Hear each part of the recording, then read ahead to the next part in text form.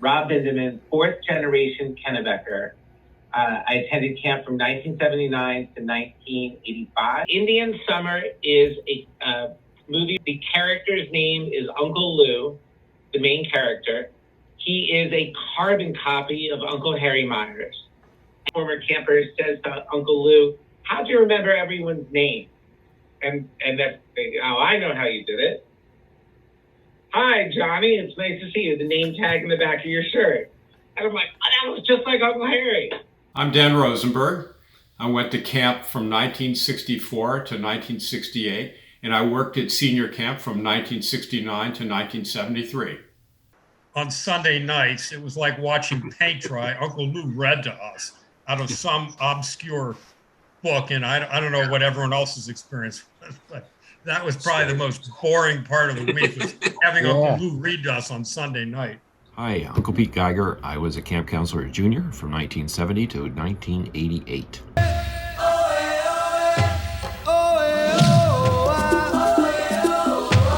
Well, in terms of starting the race, all your canoes are going to one at the end of the lake, which is where Whisperwood was, and then you all turn around and you say, the Green or Passy come up, and Micmac hold, and boat's ready, and then you'd fire the pistol gun, and then off they go. Then Kurt and Harry be at the end of the post with an imaginary line across the lake. I mean, who knows who actually won these things? Hi, I'm Larry Barnett, Kennebec camper from 1956 through 1961. Staff member from 1962 to 1967. And statute of limitations is going and everything. Is nobody wore a life jacket, right? And if some kid acted out, you'd say, "Okay, jump in the lake." And I'm saying to myself now, what? Junior camp was really valuable in that you had that division where younger kids could become the older kids in camp and develop the skill at building upon not just your strengths, but also your weaknesses, and turn you into more of an all-around person. One of the more unusual things that we did was we sort of took the hinges off the doors so that when uncles came back from Waterville with a few too many beers and they came hang out and go to bed in their cabin, they would pull on the door and the whole thing would just come off.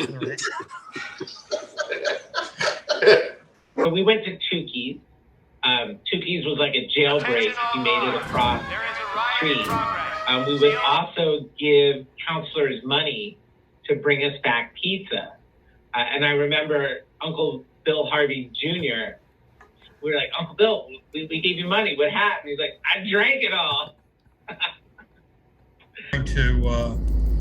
To talk about Junior York at Katahdin, who was another character that would sort of appear on your campsite, this mystical person, and then you'd be read the story of Don Fendler every night to scare the crap out of you so that you stay together on the mountain.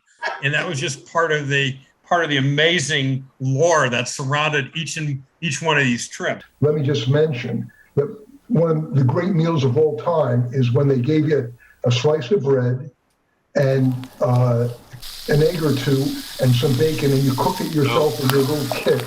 And the bacon fat, and there was nobody there to drain off the bacon fat. You just ate the whole thing together. What a great meal. Allagash, which is a mark of passage. It's really the last big chapter at camp. At the end of the Allagash, there's the St. John's, and then at the end of St. John's is Fort Kent. And one of the first things you see at Fort Kent is a Dairy Queen.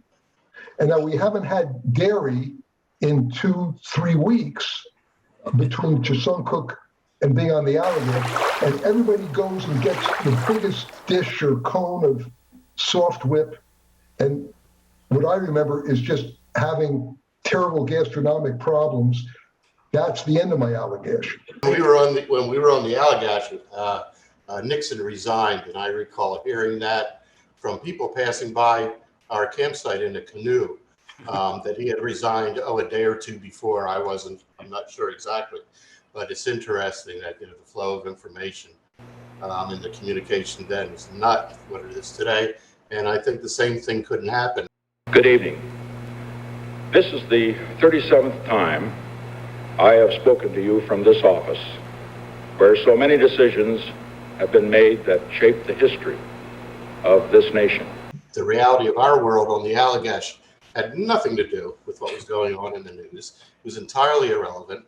And, it's just funny to think of it and how that couldn't happen today with cell phones.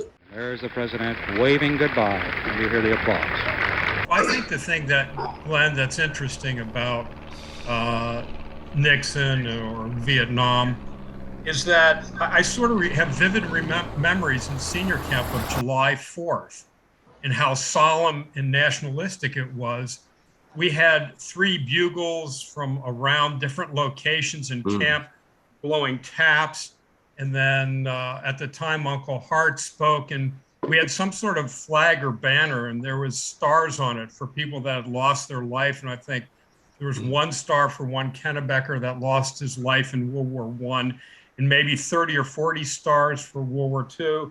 And then they had that song that was supposedly written, maybe someone remembers who wrote it, from a prison camp called Could I But Speak. And it was pretty solemn, and I think maybe that's what generated some memories of war and external events, because that was so prominent on July 4th. We had reveille every morning and taps every night, and we stood at attention, and there was no sardonicness, no sense of this is silly. This was, we believed. I think everybody, did. And the 4th of July, a big deal. And Dan, what you described was true. Elvis Presley died today. He was 42.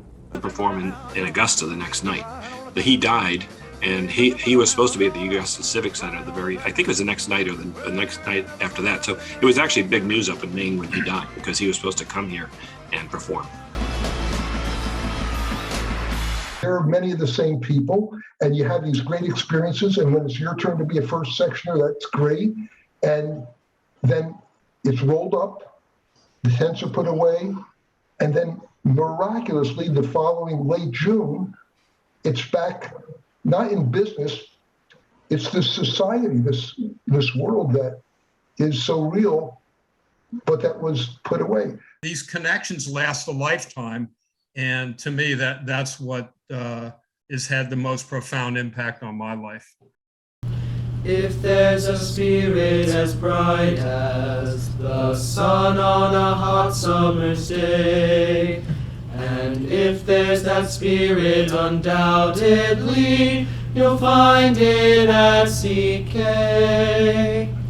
If there's a campfire glowing, when we will have gone far away, with budding new friendships surrounding it, you'll find it at CK.